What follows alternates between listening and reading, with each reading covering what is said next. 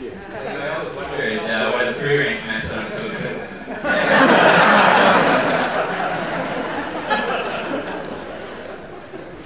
Sure. So, local food in our town now. Hi, I'm McCabe. 19 more slides. You can see here the total extent of my graphic arts abilities. Unfortunately, I've got some good friends that get us through here. I'm going to talk about local foods, and you might be thinking, like, what's this got to do with me?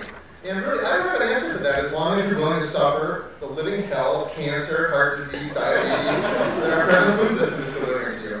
But hey, really, we all know some of the problems that we have with this monstrous industrial machine. We have come to rely on just a handful of corporations for almost everything we eat. And frankly, industrial food is chock full of lousy jobs, making lousy food, and all the while just lousing up the environment. We're giving more money to Ronald McDonald than old McDonald, you know, the guy with the farm.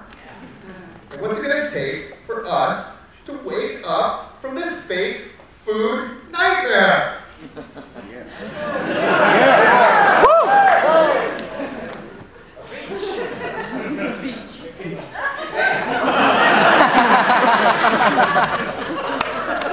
Look, these are serious concerns. We can do better, much better, but I'm going to talk about local food as a party.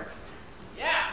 And I aim to maximize the fun, and I think this is one revolution that we can all dance at. So why not celebrate the harvest each fall with the people who grew your food and prepared your food for you? The Homegrown Festival here attracted 5,000 people last year.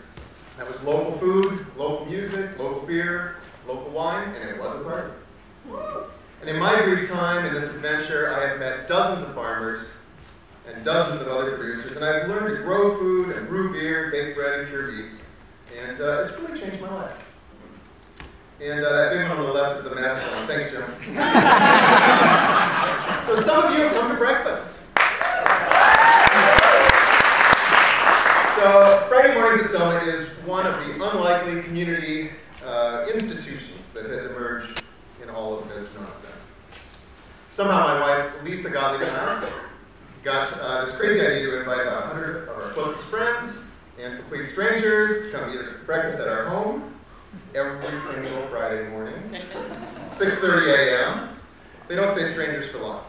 So this 100-plus volunteer group makes it possible for the $50,000 of donations that have landed in the jars, thank you all, into supporting and building our local food infrastructure.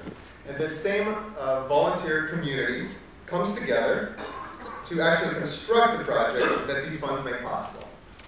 And that is hoop houses that are being built for new farmers and soon for some of our area schools. And we build them using our own 21st century version of barn raising. Dozens of individuals working together in one intensive day. And oh yeah, then we have a party. A nice bonfire that night. These hoop houses can grow food in the winter with nothing more than the energy from the sun, even in this northern climate. Plant the right things at the right time, and you eat year-round from your own backyard. Not to mention getting your hands into the warm, fresh soil in the middle of February. Not a bad version of the staycation. 2 days ago, a group of us met here on this campus to plant the next seeds of change. The local food summit brought together 240 people, and we were working to build the systems that will allow us all to enjoy healthy, secure, fair food. And we're starting to pay attention to the numbers. Did you know that we eat over $1 billion worth of food here, right here in Washtenaw County every year?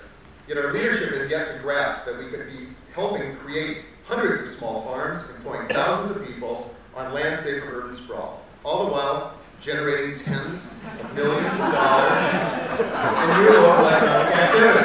Now wait a second, can I go back to that other slide, the slide with I hit this like, here I go. Yeah, there we go.